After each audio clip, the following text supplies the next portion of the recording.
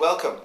And Rupert is here to give 3 days of teaching on our course at Schumacher called Mind in Nature. Is nature totally mechanical, or is mind suffused throughout nature? I think you can probably guess the answer. And, at least our answer. And Rupert has been coming to the college from the very beginning. We were just talking about when his first visit was with his young family in May 1991. And he's been supporting the college ever since, coming to teach on short courses and then on our MSc in Holistic Science. We have many of our MSc students on his course and also our MA students. So it's wonderful to welcome Rupert again. I'll just say a little bit about him. You probably know about him, but I think he's one of the most important scientists of our time. He's a great intellect and hugely intuitive and incredibly courageous. He's taking on the mainstream, showing convincingly, I think, using good experiment and scientific data that telepathy really exists, that there are morphic fields, that there's mind in nature, and many, many more things. He started his scientific life at Cambridge, where he was a biologist for Clare College, and spent a lot of time connected with Cambridge University. He's written about 80 technical papers, 10 books, and he's a fantastic speaker. So thank you for coming to this event, and you're going to have a wonderful time with Rupert. Welcome, Rupert.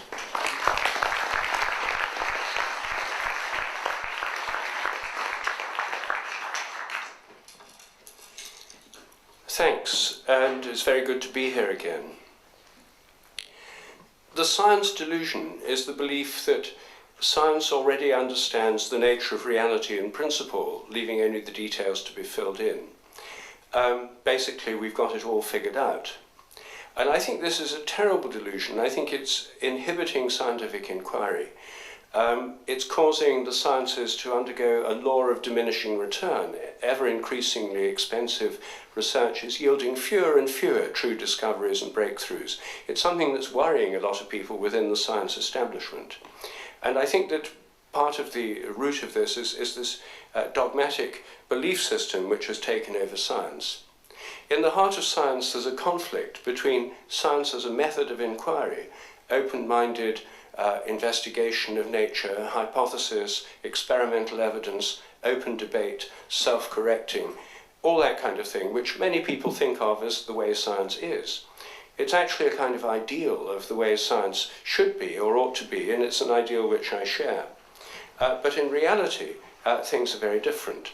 And one of the reasons they're different is that for many people, science has become not just a method of inquiry, but a worldview. The kind of people who say, I don't believe in God, I believe in science, are people who've adopted the so-called scientific worldview and made that their basis of belief and understanding reality. And science is not meant to be a worldview. What's actually happened is that the sciences have been taken over by the materialist philosophy of nature. This takeover occurred in the 19th century, towards the end of the 19th century. And now the sciences are wholly owned subsidiaries of materialism, which is a philosophy of nature. Now, you can defend it as a philosophy, but it's not science. It's an overarching framework within which science is currently done. It's a paradigm, a model of reality. It consists of 10 distinct dogmas, and these dogmas are usually taken for granted by people who believe them without realizing they're actually believing something. Most people who believe these dogmas simply think they're the truth. And this makes them different from religious beliefs. People who have religious beliefs know they have a belief. People who have scientific beliefs don't know they have a belief. They just think they know the truth. And this underlies some of this strident fundamentalism that we've had a lot of, as scientific fundamentalism, that's become coupled to militant atheism in recent years. What I do in my book, The Science Delusion, is take the 10 dogmas of science and I turn them into questions and look at them scientifically, see how well they stack up if you examine them in the light of the evidence and think about them rationally, instead of taking them for granted. Most scientists take them for granted, not because they've thought about them, but because they haven't. And That's why it's important to bring them out into the light so you can actually see what these assumptions are and see how valid they are. It turns out that they're not valid, that every one of them, when it's turned into a question, opens up completely new ways of looking at the world, which I think could lead to a renaissance in science. I'm very pro-science, not anti-science. But I think science is not realizing anything like its full potential under its present system, stultified by dogma, imprisoned within rigid institutional frameworks, and dominated by fear. Most scientists think much more freely in private than they will do in public, because basically they're afraid of stepping out of line. Well, what are these 10 dogmas? I'll just run through them briefly, and then I'll examine 2 or 3 of them in more detail. I don't have time to look at all 10 this evening. First and foremost is the dogma that nature is mechanical or machine-like. And this became the dominant theme in science right at the beginning of modern science in the 17th century. It put all of science on the basis of a machine metaphor. The reason this is important is that before that, in the Middle Ages, in all the European universities, including our English universities of Oxford and Cambridge, the view of nature was that was taught everywhere was that nature is organic. The earth is alive. Animals and plants are truly alive. They're living beings. Animals are beings with souls. That's where, by the word animal, from the Latin anima, that's where the word comes from. And they have their own internal purposes, their own goals, and they're self-organizing. Now, by contrast, a machine has no purposes of its own. It doesn't organize itself. That's why it has to be designed by an external designer, a human designer, and made in a factory. So machines are not self-organizing and don't have their own purposes. And that's what makes them different. And in the 17th century, people thought, well, God's the machine maker and designer, like an engineer, a mathematical engineer, and creates everything in nature, but nothing has its own purpose. Nothing in nature has any purpose. That was why this was a radical break with the view of nature that went before, which was an animistic view of nature. There was a living God of a living world. Then there was a kind of, after the 17th century, a mechanical God of a mechanical world. The second dogma is that matter's unconscious. This world machinery is made out of totally unconscious matter. The entire universe, the stars, the planets, everything is unconscious matter. Everything that's made out of matter is unconscious. And the only exception are human minds, and I'll come to that in a moment. Third, the laws of nature are fixed. The laws and the constants of nature have been the same ever since the Big Bang, and they will be the same forever. Fourth, the total amount of matter and energy is always the same. All the matter and the energy in the universe came into being suddenly in the Big Bang, and it's remained the same in quantity ever since, governed by the same laws. As my friend Terence McKenna used to say, modern science is based on the principle of give us one free miracle and we'll explain the rest. And the one free miracle is the appearance of all the matter and energy in the universe and all the laws that govern it from nothing in a single instant. Fifth, nature is purposeless. There are no purposes in nature. Teleology, the subject of the study of purpose, is the ultimate taboo within science. Evolution has no purpose or direction. We got here just by blind chance and the laws of nature. There's no purpose, there's no overriding goal in anything. Our lives are led in a purposeless universe that's going nowhere. Sixth, biological inheritance is material. Everything that we inherit, everything that any organism inherits, is inherited materially as genes, the DNA of the genes, as epigenetic modifications, chemical modifications of the genes, and as cytoplasmic inheritance. So it's all inherited materially. 7, memories are stored as material traces inside your brain. Everything that you or any other animal remembers is stored physically, materially inside your head. Everything you remember about your childhood, where you went on holiday last year, what you had for breakfast this morning, all the skills you've acquired, like riding bicycles, driving cars, and so forth, bowling in cricket or whatever. All these skills, every kind of memory is encased inside the brain in some kind of material trace, a memory trace, either through phosphorylated proteins or modified nerve endings, but it's material. All memory is material. It's taken for granted within the neurosciences, and indeed by most people outside science. Most people have bought into this assumption without realizing it. Most people assume memory must be in the brain. Where else would it be? Dogma 8 is the mind is inside the brain. Mental activity is brain activity. Your mind is inside your head. All your subjective experience is going on inside your skull. Dogma 9 follows from Dogma 8, and it's the belief that psychic phenomena are illusory. They can't really happen because thoughts and intentions can't have an effect at a distance because they're all inside the head. Therefore, any evidence for psychic phenomena has to be dismissed, denied, or trashed in some way, just brushed aside as being flawed or fraudulent or illusory, because these things can't really happen.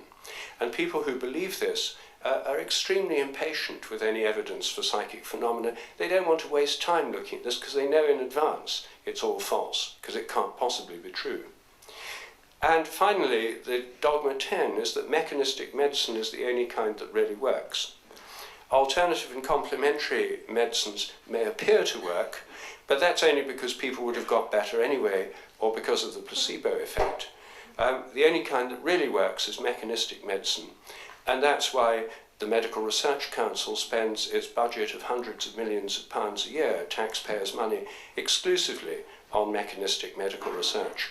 It's why health services and mainstream insurance companies around the world only fund conventional medicine, because it's the only kind that really works. So these are the 10 basic dogmas, and they're taken together. This constitutes the kind of default intellectual position of educated people in the world today. Most educated people have been educated to think this is the modern scientific worldview, and the successes of science appear to make it unquestionable. The successes of jet planes, the internet, mobile phones, and so forth, seem to show that the whole of this worldview must be true. It works in this most incredible way. But of course, the successes of these technologies don't prove that this underlying philosophy of nature is true. But most people assume it is, and this worldview is now the default worldview of all educated people in the West. But we've now exported this view of nature so that all young Chinese, Indians, South Americans, Africans, Arabs are all being brought up with this worldview. This is what we're teaching them in schools. That's what education is all about, converting people to this view of the world. Nature is essentially dead and inanimate, and the role of human activity in economies is to create increasing wealth, expanding economies through science and technology. This is the default position of every government in the world, I would say, with the possible exception of Bhutan. But even they are really into engineering and hydroelectric schemes in a fairly benign way. Okay, so I'm just going to take 2 or 3 of these dogmas. I'll start with matter and energy. This is the one I questioned least myself. I'd always taken this one for granted. And although I questioned all the other dogmas over the years, this is the only one I hadn't actually thought about until I came to write this book. I thought I should include it because it's definitely one of the primary assumptions. And I rather hoped that I'd find it held up to critical scrutiny. To have a book where all 10 dogmas are false, I thought might seem a bit biased. So I actually quite wanted the conservation of matter and energy to be valid. But as soon as I looked at it, the whole thing fell apart, and it's actually one of the most questionable of them all. First of all, you have to look at the history. How did people come to believe this? Was it because they had unbelievably accurate measurements and very, very careful research? Well, no, that's not how it came about at all. In ancient Greece, the roots of this worldview of materialism were put forward by the atomist philosophers. And in ancient Greece, the different schools of philosophy were grappling with an assumption that they all made, which is that reality is eternal. The ultimate reality is changeless, timeless, and eternal. That was the starting point for most Greek philosophy. They probably arrived at this idea from mystical experience, because many mystics then and now have the experience of going to an ultimately real realm where there is no time. But they tried to turn it into a philosophy. The Pythagoreans thought the eternal reality was mathematical, and that was the underlying basis of everything, beyond space and time, eternal maths. Plato, influenced by the Pythagoreans, had the idea of an eternal world of forms or ideas. The archetypes of everything in nature exist beyond nature in an archetypal transcendent world. The atomists were against Plato and the Pythagoreans, and they said, no, eternal reality is matter, and matter is made of lots of little bits, the atoms, which by definition can't be broken up or split, and therefore the total amount persists indefinitely forever. In other words, the total amount of matter is always the same. The atoms can't be destroyed by definition. In the 17th century, the foundations of modern science were established by reviving atomism and Platonism or Pythagoreanism. The assumption was that the laws of nature are eternal mathematical ideas in the mind of a mathematical God. So when Newton discovered his law of gravitation, it wasn't just a temporary hypothesis, it was an insight into the divine mind. That's why science acquired such huge prestige. It became a new priesthood, because scientists could rise above the conflicts of religion, and in the 17th century, Protestants and Catholics were killing each other all over Europe in the 30 Years' War. And the idea was that science would rise above this sectarian conflict to absolute truth, the absolute knowledge of God's most intimate inner nature, which was mathematical. And so these eternal mathematical ideas, laws of nature, were eternal ideas in the mind of God. And these laws governed eternal atoms of matter that were created by God in the first place at the creation of the world machine, but which remained the same thereafter. And when God started the world machine in motion at the beginning, he impelled it with a certain amount of movement or energy or force, and that amount remained the same forever because it was God-given. Now that's the root of the present principle of conservation of matter and energy, a kind of theological interpretation of Platonism and Pythagoreanism and materialism in the 17th century. In the 19th century, these so-called laws were codified more rigorously in the principles of conservation of matter and energy. The principle of conservation of energy was the first law of thermodynamics, 1851. So they took on a more definite and better defined form in the 19th century. But the assumption that they're true was already taken for granted. No one did experiments to find out, are they true? Could they be false? No, this was already taken for granted. Now, most of us think this is so true, so unquestionable, that there's nothing we can do about it. We just have to accept it. Physicists are much freer. They're in a sense above the laws of nature because they make them. And so they have never felt the same constraint. In the 1980s, this became clear with the discovery that within the galaxies, stars were moving too fast around the galactic center, and galaxies were attracting each other too much to be explained by the amount of matter within them. People added up the amount of matter in gas clouds and the stars, assuming there were planets and black holes as well. Add all that up, and there's not enough matter in the galaxies to explain the way they attract each other or the way the stars behave within them. So either this understanding of galaxies is false, or there must be a lot more matter than we can account for, than we can see.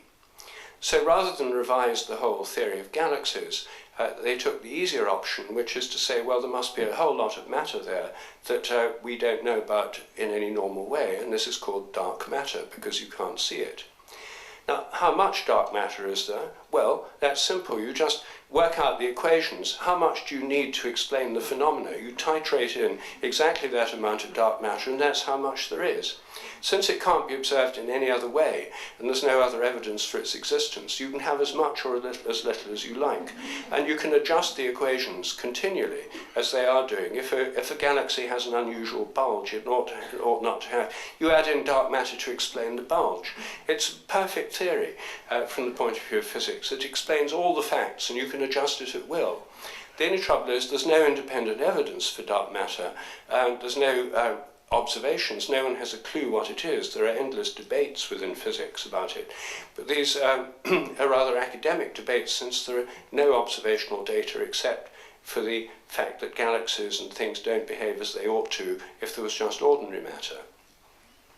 So this then created a further problem. There's about 5 times more dark matter than regular matter, according to these theories. So having added all this extra matter into the universe, it meant its gravitational pull should be greater than people previously thought. As the universe expands, it's being pulled back in by gravitation. And if you suddenly have a lot more gravitation in the universe, it should be slowing down the universal expansion until it stops expanding and then begins to contract. In the 1980s, people thought this is what would happen. They thought that the universe would stop expanding and then begin to contract, and it would contract faster and faster until it ended in the reverse of the Big Bang, known in the trade as the Big Crunch. Then some people said, well, if there's a big crunch, it could be the Big Bang of the next universe, and so then they created the bouncing universe model. That was the dominant theory for quite a while, but then in the late 1990s, people discovered that the outermost galaxies and quasars in the universe are not slowing down. The expansion of the universe seems to be speeding up. Things are moving apart faster and faster, the exact opposite of what the theory had predicted. So how can you explain that? Well, quite simple. There must be another kind of energy no one knew about before, dark energy, which explains the expansion of the universe and counteracts the effects of dark matter. How much is there? Well, just the right amount to explain the observed phenomena. And this amount changes as people adjust the equations from year to year. You can sliding scale of this just as much or as little as you like. The total amount of dark matter and energy is currently estimated to be more than 96% of reality. The kind of matter and energy you learned about in school is less than 4% of what's actually there. And the laws of conservation of matter and energy you learned about apply to that 4%. Do they apply to the rest? Well, no one has a clue. In fact, current theories of dark matter say that the total amount of dark matter in the universe, dark energy, is actually increasing. As the universe expands, it makes more dark energy. So the universe is now a perpetual motion machine. So how seriously can we take these laws? Then, within quantum physics, there's another mysterious kind of energy called zero-point energy. It's in what's called the quantum vacuum field. Physics explains the quantum vacuum field as being necessary to explain all interactions between light and matter, and something that's necessary to explain all electromagnetic forces as well. That there's this sea of energy called the quantum vacuum field, which is full, not empty. The matter we know about are like waves on an ocean, a deep ocean of energy. There's enough energy in the quantum vacuum field in a teaspoon to power Britain for decades. There's so much energy in this quantum vacuum field, according to the theories of physics. According to the theories of physics, as you sit on your seat right now, the reason you don't go through it is because your bottom is repelled by the seat through an electromagnetic effect. It's basically an electrical repulsion that stops you going through the seat. And that is mediated by virtual photons generated from the quantum vacuum field. Underneath every one of your bottoms, there's a vast, glistening ocean of virtual photons that stops you falling through the seat. And as soon as you stand up, those stop being generated, and now you get many more underneath your feet, where there's more weight and more repulsion involved in stopping you going through the floor. This is standard physics today, and the quantum vacuum field has all this energy in it, so not surprisingly, some people say, well, could we tap it? There are people who claim to have made machines that do tap it. they're usually called above unity devices or free energy machines because they give out more energy than you put in. Now, as soon as anyone comes up with these machines, they're immediately subject to the oldest taboo in science, started by Galileo, a prohibition against perpetual motion machines. And the law of conservation of matter and energy and the laws of thermodynamics prohibit such machines. So people have invented them. You can read about them on the internet. They have them in, some of them, people have them in garages, some have small companies where they make them. But as soon as they go to any of the major investors or governments, the governments sort of ring up their physics advisor and say, we've got a chap here who's got this machine, it seems to give out more energy than you put in, couldn't this be jolly useful? So they ring up the physics advisor, and the physics advisor says to them, absolute rubbish, these people are cranks, it's impossible, it can't exist, it's a perpetual motion machine. Don't touch it with a barge pole. So they don't. But what if some of these machines actually work? They would completely transform the world economy, obviously, if there were sources of energy vastly greater than anything we can get from shale gas or tar sands or coal, or even wind. These could be completely transformative technologies. So do these machines work? Their proponents say they do. Sometimes they give demonstrations, they have them tested, and some of them stand up to fairly rigorous testing. But do they work? Don't they work? No one knows, at least I don't know. I'd love to know. My solution here would be to set up a $1 million prize for the best above unity device and have an international contest and see if any of them really work under fair testing conditions. There are laboratories in America that are equipped to do this kind of testing, probably some here as well, and they could be tested fairly by qualified engineers and physicists who are not trying to debunk it, but to see if any of them are real. If any of them are real, they'd win the prize. If several of them are real, then the one that produces the most energy would win the prize. If none of them are real, none of them will win the prize. And if I were setting this up, I would not only have the prize, I'd persuade bookmakers like Littlewoods to open a book on this, and so that people who say it's totally impossible, it can't ever happen, say, okay, well, you can put your money where your mouth is. How much are you prepared to bet that no one will win this prize? And then people who think it might happen, how much are you prepared to bet it might happen? I'd be prepared to bet about £1,000 it might happen.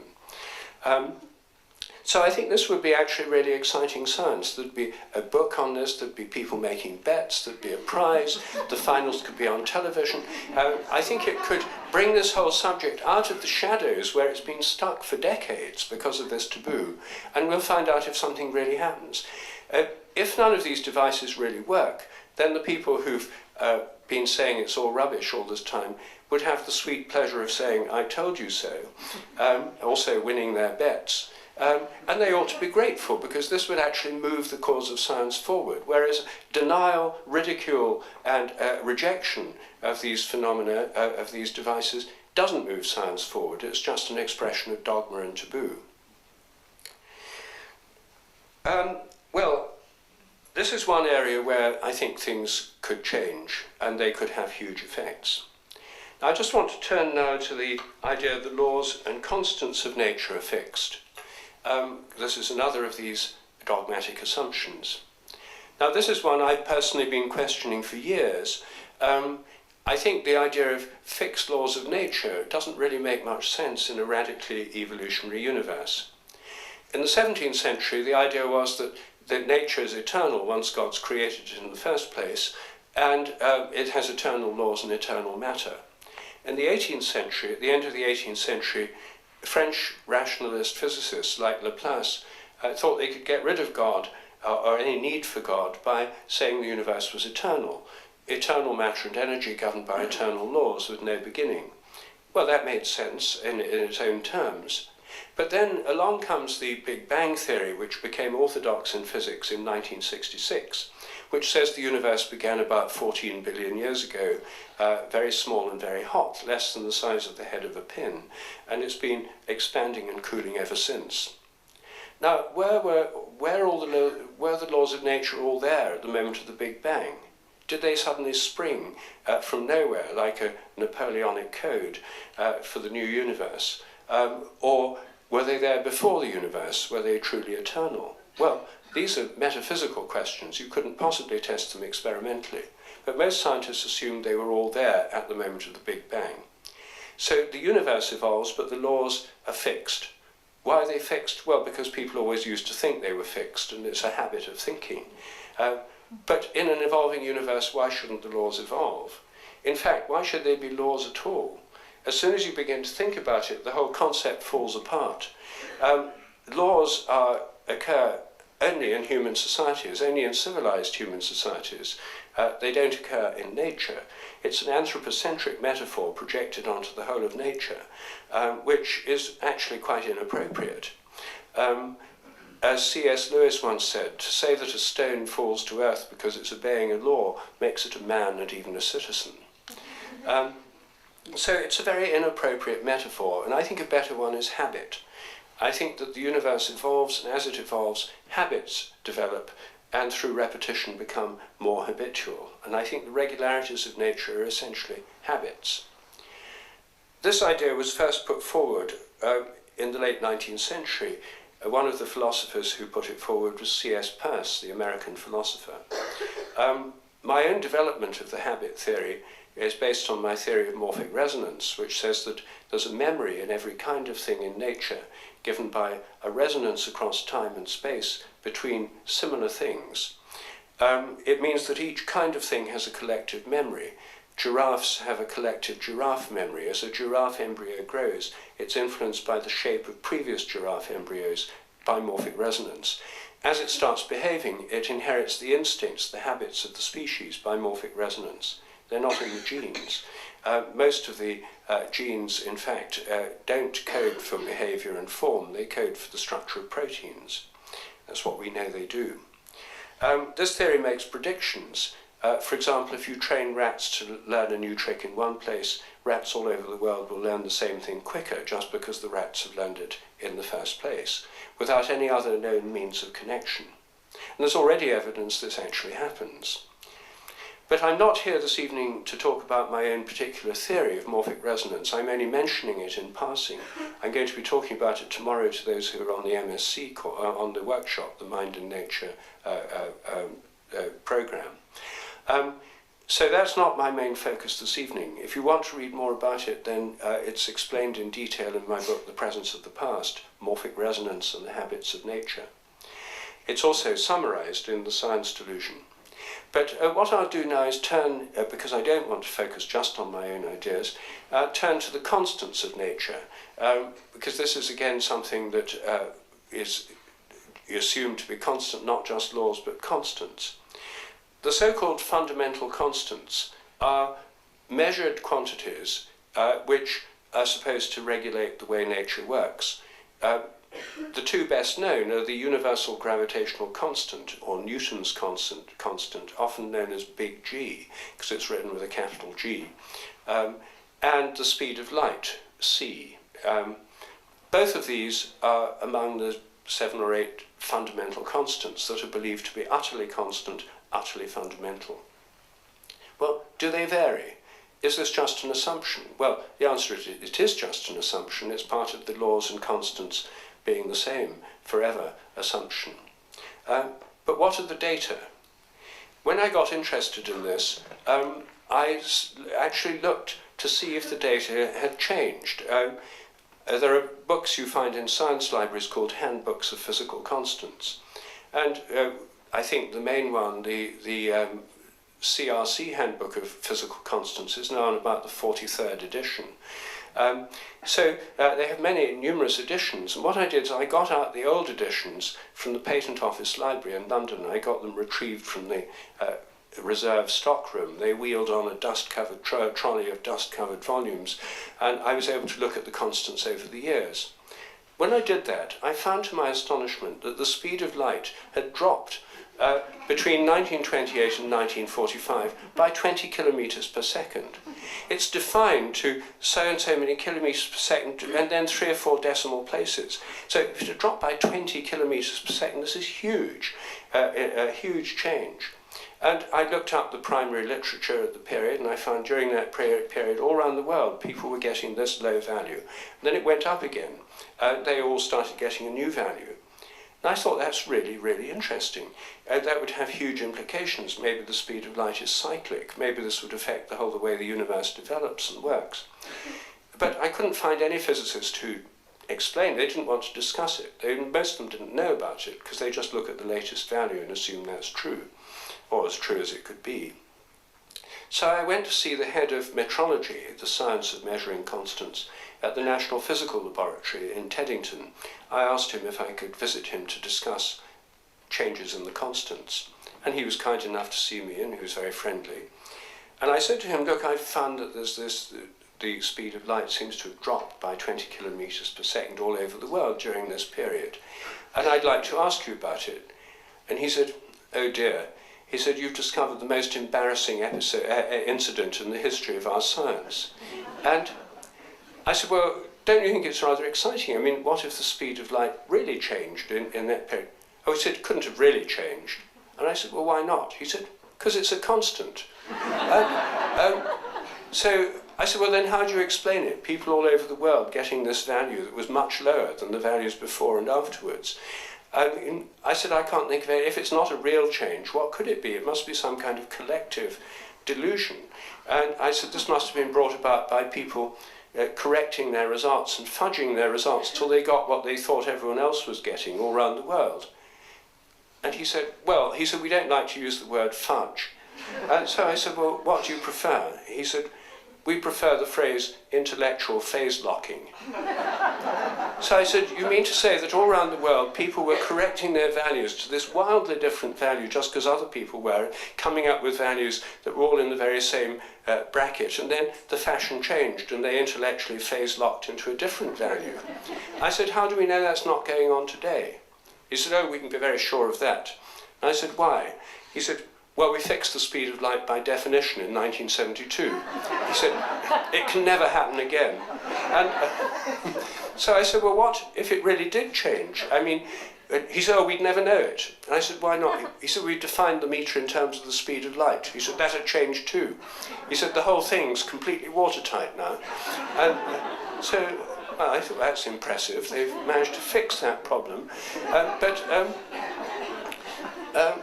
Then I said, well, what about the gravitational constant, the universal gravitational constant? He said, oh, well, that's a bit trickier. He said, that has been varying rather a lot. And in fact, even in the last 10 years, it's varied by more than 1.3%. That's a lot if something's defined to many places of decimals. In fact, recent variations have been about 100, 200 times more than the supposed error limits, that, the plus or minus, the error thing that they give, the standard deviation. Huge changes in the gravitational constant in different labs around the world. What happens at the moment is that labs measure it, it comes out with different values on different days, then they average it. Then the British National Physical Lab, the American Bureau of Standards, the French Central Laboratory of Physics, they all send in their values to the International Committee on Metrology.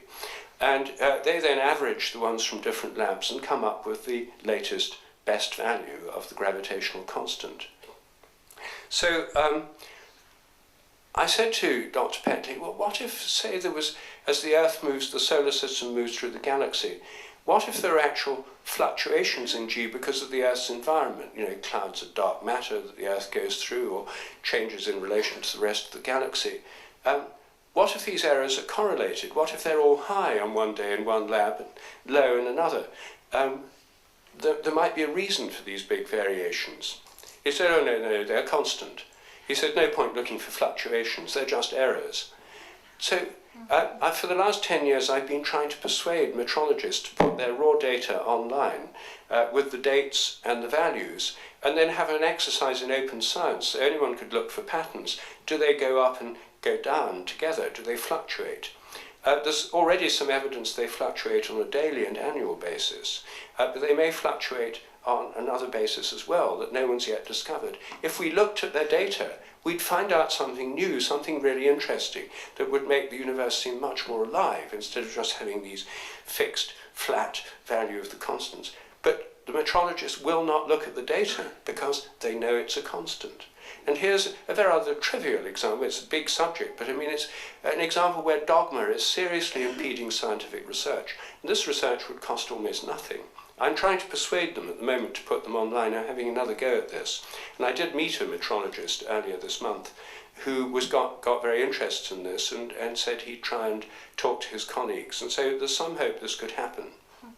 Anyway, when I left the head of metrology at the National Physical Lab, he reached down to a cardboard box beside his desk and he said, "Oh, by the way, you might want one of these. They've just come from the printers."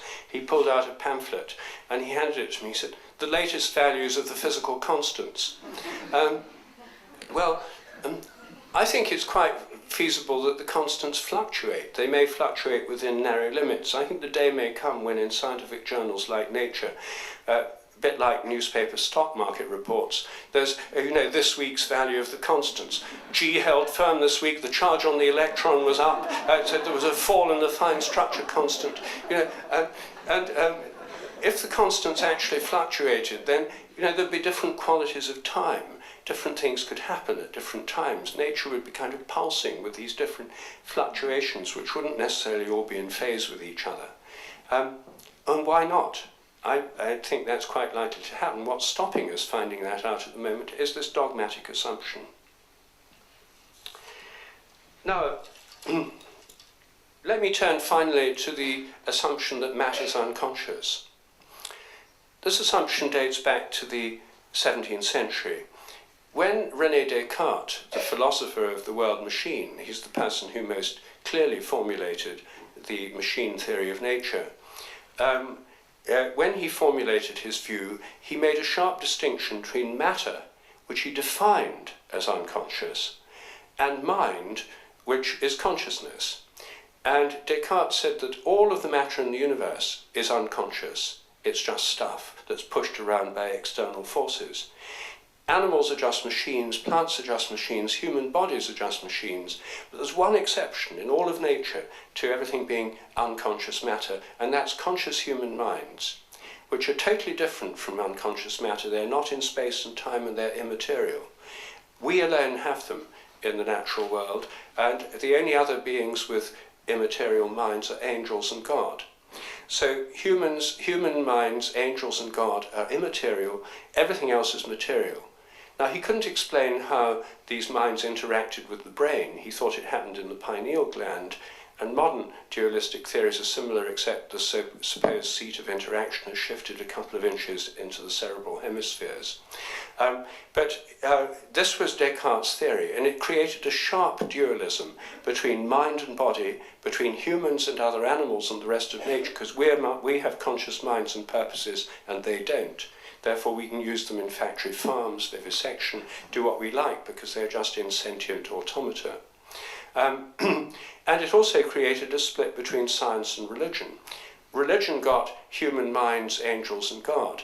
Science got the entire physical universe. And by having this division of labour, it avoided conflicts for much of the history of science. They were these two separate compartments of activity, kept apart and out of conflict. Now, this is called Cartesian dualism, and many people have found it unsatisfactory. Most people who find it unsatisfactory think that two is too many. You should have ultimately just one explanatory principle. I myself am a Trinitarian. I think two's too few. I think we need three basic explanatory principles, but I won't go into my own theory this evening. I'll just deal with the history of trying to get rid of two and get down to one. If you start with a Cartesian dualism, you can get to one basic principle in two ways. Either you can say everything is mind. That's idealism, the philosophy of idealism. Consciousness is the only reality. Matter's a kind of dulled down, repetitive consciousness. Or you can go in the other direction, materialism, and say the only reality is matter. Mind has no independent existence. The only reality in the world is matter. And that materialist philosophy is what came to dominate science by the late 19th century. It started with Descartes' assumption that matter is unconscious. Then it rubbed out consciousness in human brains. Everything else in nature remained the same. So there wasn't any attempt to find out if animals are conscious or to investigate whether nature is conscious. It was assumed from the outset as a matter of definition by a French philosopher in the 17th century. And that's what lies behind modern materialism. Not experiments, not evidence, not serious discussion, simply a definition and a habit of thinking. Now, one of the first problems that this philosophy creates is the explanation of human consciousness. How come we're conscious if matter's unconscious and our brains are nothing but matter?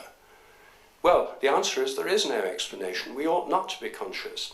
And a lot of effort in 20th century philosophy of mind, and indeed psychology, was devoted to trying to prove that we're not conscious, that consciousness is a kind of illusion. The dominant school of psychology in academic circles in the 20th century was behaviorism, which says that the only scientific thing to study is muscular contractions and glandular secretions. So behaviorists should study behavior and not get involved with speculations about meaningless concepts like consciousness. So consciousness was driven out of mainstream psychology in the West for decades. Philosophers of mind in the West have mainly tried to prove that consciousness either doesn't exist, it's just folk psychology to pretend it does, but really the only reality is neurophysiology, the behavior of nerves, or else that it's an illusion produced by the brain and that it does nothing. The problem with the illusion theory, which is probably the dominant one at the moment in academic circles, is that it doesn't explain consciousness, it presupposes it, because even illusion is a mode of consciousness. These theories are so unsatisfactory that materialist philosophers spend their time shooting down their rivals' theories, putting up their own, which then get shot down, and all these theories seem terribly unconvincing. And the reason they seem unconvincing is because they are unconvincing. And they've just gone round and round in circles. This is the basis of a huge industry. Most philosophers in the English-speaking world and almost all neuroscientists are materialists who deny consciousness or ignore it. However, interestingly, a few philosophers have recently broken ranks. The British materialist philosopher Galen Strawson wrote a key paper a few years ago called "Does Materialism Imply Panpsychism?" Panpsychism is the doctrine that there's a kind of element of psyche or mind in all matter, that it's not unconscious, there's a kind of proto-mind even in electrons. And he answered that question by saying yes. He said the only way that we can explain consciousness in brains is by saying there's a capacity for mind or consciousness even in electrons and atoms and so on. More interestingly and more persuasively, one of the leading American philosophers of mind, Thomas Nagel, came out with a book 3 months ago, which I think is a very, very important milestone. It's called Mind and Cosmos. The subtitle is Why the Materialist Neo-Darwinian Conception of Nature is Almost Certainly False. And Nagel stirred up a firestorm in the American philosophical world. He's being denounced by angry materialists. And he himself is an atheist. It's not as if he's somebody who's coming at this because he's a kind of creationist or something. He's an atheist philosopher who, in all honesty, just simply can't go along with this any longer. He thinks it's just ridiculous to pretend consciousness doesn't exist and that it just magically springs into being in human brains.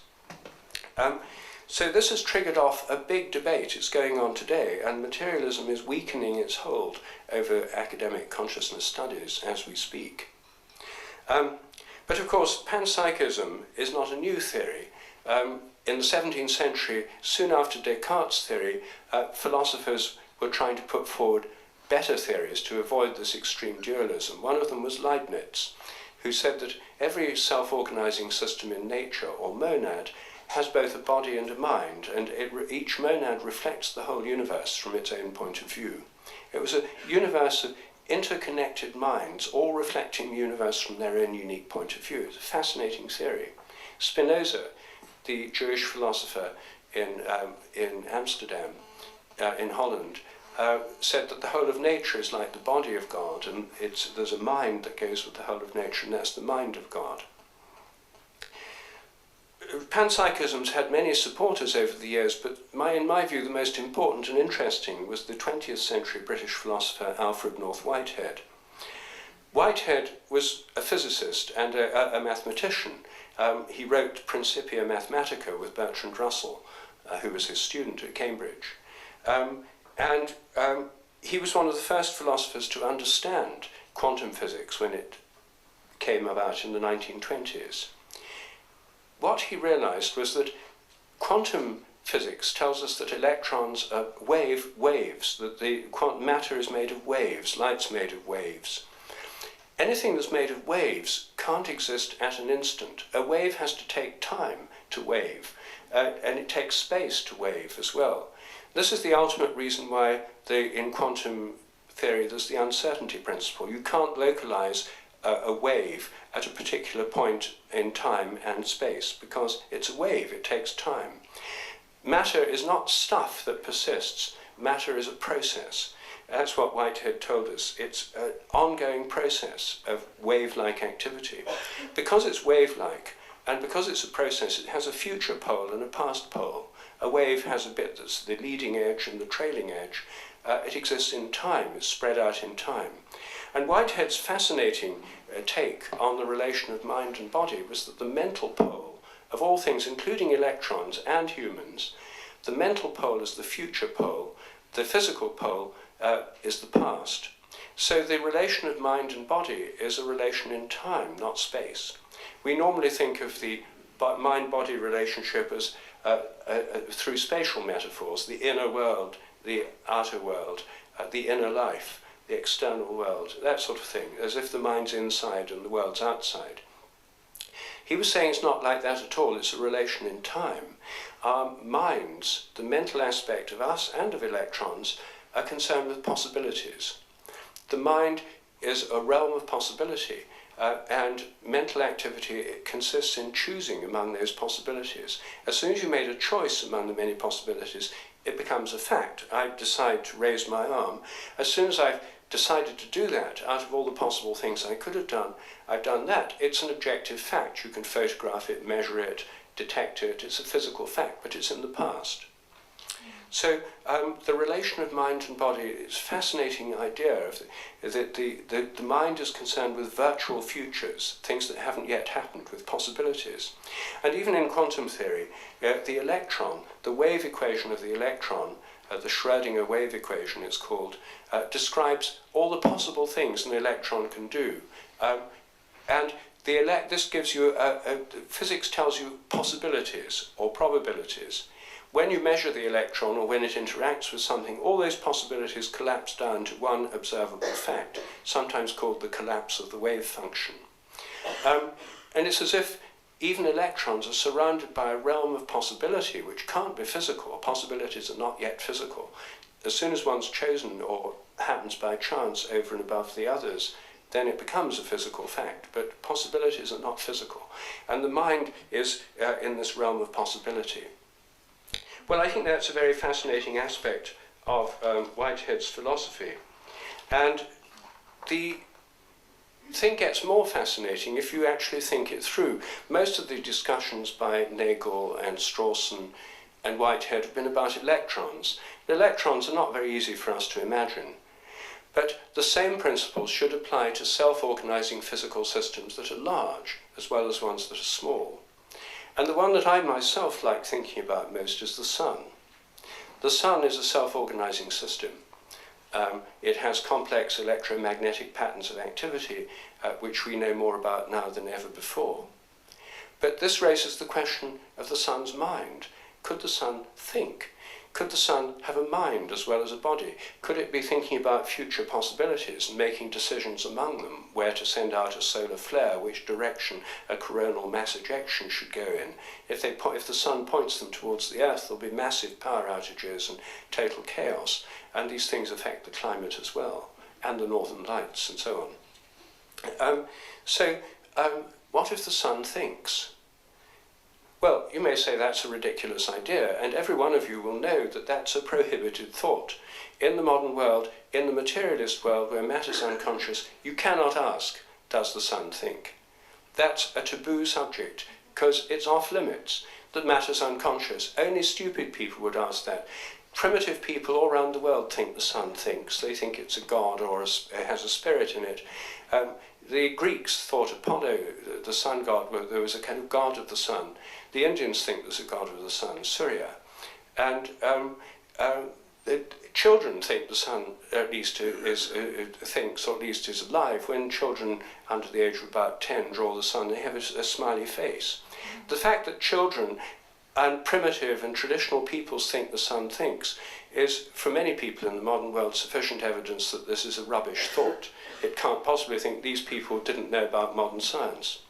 But has modern science done experiments to find out that the sun's unconscious?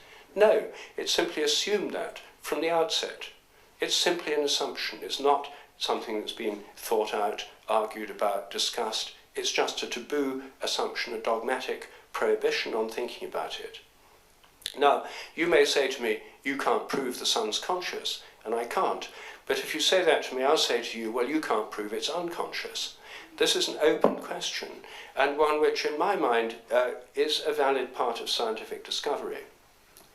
It so happens that almost the only attempt I've ever come across to discuss the thought of the sun happened not very far from here, in Devon at Hazelwood. I think it must have been about 12 years ago. Satish was there, and I think some of our friends from Hazelwood were there, who are here this evening, I hope. And we had a weekend over the summer solstice. We had a small invitational conference, which we were discussing, is the sun conscious? And we got up at dawn on the summer solstice to see the sun rise over Dartmoor. And the rain clouds cleared just as the sun rose, and there was a full moon, and there was a rainbow in the sky. It was a most wonderful event. The first day we discussed whether we could, what it would mean for the sun to be conscious, and could it ever be established. And the second day we moved on to, if the sun is conscious, what does it think about? And one thing, of course, would be its body, the whole solar system, and then the other thing would be its peer group, the other stars. So we had this conference right here in Devon, but as far as I know, this is the only time it's ever really been discussed. Inconclusive, of course, but it's a thought that I think it preoccupies me. I think about it quite a lot. Because if the sun's conscious, the other stars would be conscious. And if they're conscious, what about entire galaxies? This is a level of organization above the stars. Maybe there's a vast galactic mind in each galaxy. There are huge pulses of electric current moving through the arms of the galaxies. It's like a living organism, a galaxy.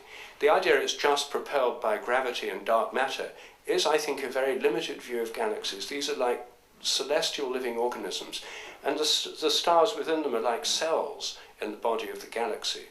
And I think the whole galaxies might have thoughts, and clusters of galaxies might have thoughts. And then what about the entire cosmos? What about the universal cosmic fields of gravity, electromagnetism? Does the whole cosmos have a mind? Well, of course, this is something which traditional peoples have always believed. And indeed, in medieval Europe, this was pretty well taken for granted. There's a kind of cosmic mind. But in materialist science, it's an unthinkable thought. It's just dead matter.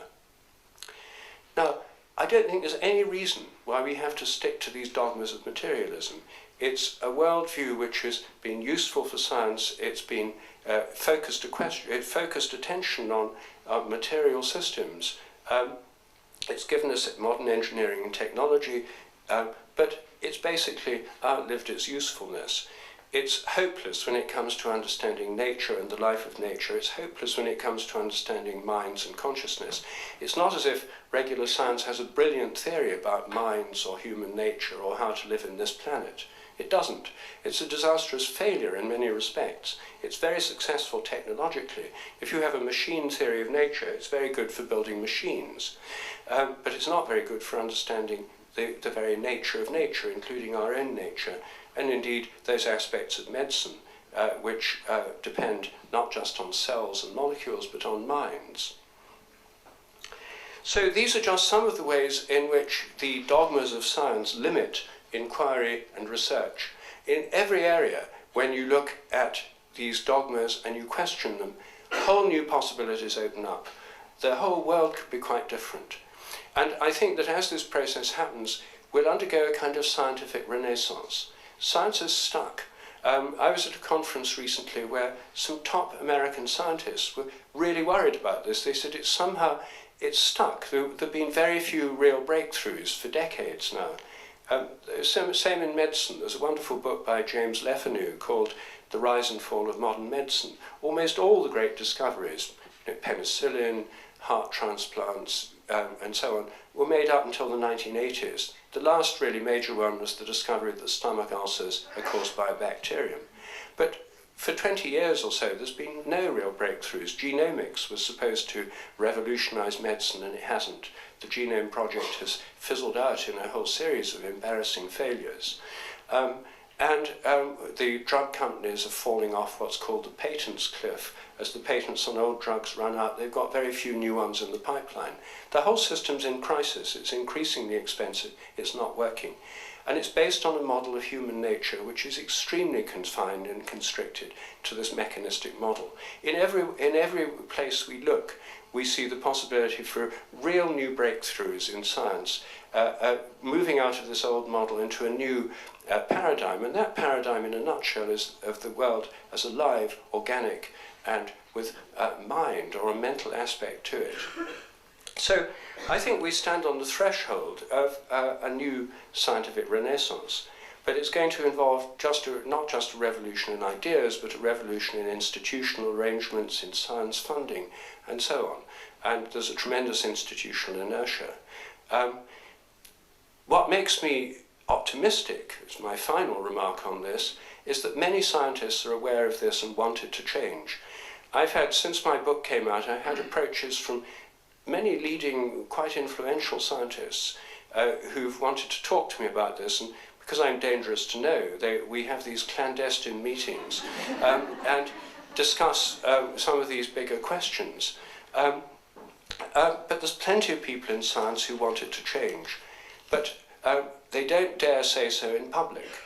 Science is full of closet holists and animists, and people who've had psychedelic experiences, and people who go to alternative practitioners, and people who have dogs that know when they're coming home from the laboratory, and people who have telepathic experiences.